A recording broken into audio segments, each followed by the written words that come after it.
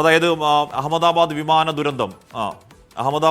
ദുരന്തം നടന്ന ദിവസങ്ങൾക്കുള്ളിൽ ഓഫീസിനുള്ളിൽ ബർത്ത്ഡേ പാർട്ടി നടത്തിയ 4 പേരെ 4 മുതിർന്ന ജീവനക്കാരെ പുറത്താക്കുന്നു എയർ ഇന്ത്യ. അത് നാട് മൊത്തം ഞെട്ടിയ വലിയ ദുരന്തമായിരുന്നു അത്. ആ ദുരന്തത്തിന് ശേഷം ഏതാനും ദിവസങ്ങൾക്കുള്ളിൽ നടത്തിയ ഈ ബർത്ത്ഡേ പാർട്ടിയുടെ ആ നൃത്തത്തിൻ്റെയൊക്കെ ദൃശ്യങ്ങൾ പുറത്തേക്ക് വന്നിരുന്നു. അതാണ് അവർക്ക് വിനയായത്. അത് കമ്പനിയുടെ മൂല്യങ്ങൾക്ക് ചേർന്നതല്ല എന്നുള്ളതാണ് എയർ ഇന്ത്യ സാറ്റ്സ് മാനേജ്മെന്റ് പറയുന്നത്. ബൽറാം നെടുങ്ങാടി വിവരങ്ങളുമായി ചേരുന്നുണ്ട്. ബൽറാം, അവർ മുതിർന്ന ജീവനക്കാരാണ് എന്നുള്ളത് കൊണ്ട് തന്നെ അത് ആ സംഭവത്തിൻ്റെ ഗൗരവം കൂട്ടുന്നുണ്ട്. ഏതെങ്കിലും തരത്തിൽ അയവ് വേണ്ട എന്ന് തീരുമാനിക്കുകയാണല്ലോ എയർ ഇന്ത്യ.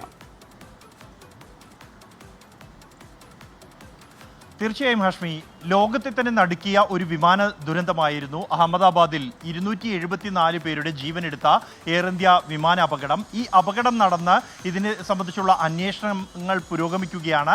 അതിനിടെയാണ് എയർ ഇന്ത്യയുടെ സ്റ്റാഫുകൾ തന്നെ ഗുരുഗ്രാമിലെ അവരുടെ ഓഫീസിൽ വെച്ച് ഒരു പാർട്ടി നടത്തുകയും അതിൻ്റെ ആഘോഷങ്ങൾ, ഡാൻസ് ഉൾപ്പെടെയുള്ള ആഘോഷ ദൃശ്യങ്ങൾ സമൂഹ മാധ്യമങ്ങളിൽ പങ്കുവയ്ക്കുകയും ചെയ്തത്.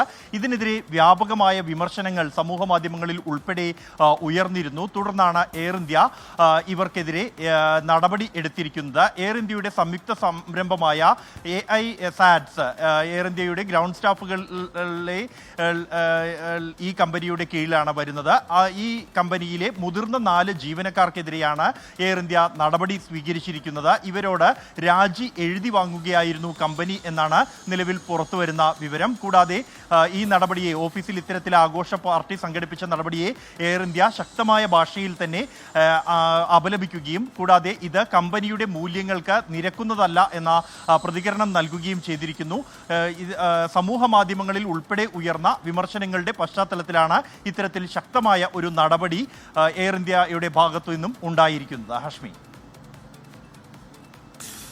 ഓക്കെ, ബൽറാം നെടുങ്ങാടിയാണ് വാർത്തയുടെ വിവരങ്ങൾ നൽകിയത്. എന്ന് പറഞ്ഞാൽ ഇത്തരം ഒരു മഹാദുരന്തം ഉണ്ടായി. ഏതാനും ദിവസങ്ങൾക്കുള്ളിൽ ബർത്ത്ഡേ പാർട്ടി ആഘോഷിച്ചെന്ന് മാത്രമല്ല, വെറും ഒരു കേക്ക് കട്ടിയിൽ മാത്രമൊന്നുമല്ല, വലിയ ആഘോഷം ഉണ്ടായി. അങ്ങനെ ആഘോഷിച്ചെന്ന് മാത്രമല്ല, അതെടുത്ത് സോഷ്യൽ മീഡിയയിൽ അവരുടെ കൂട്ടത്തിൽ തന്നെയാണെന്ന് തോന്നുന്നു, ആരും എടുത്ത് ഇടുകയും ചെയ്തു. അത് പ്രശ്നമായി, പുകിലായി. 4 പേർക്കാണെതിരെയാണ് നടപടി, മുതിർന്ന ജീവനക്കാർക്കെതിരെയാണ് നടപടി.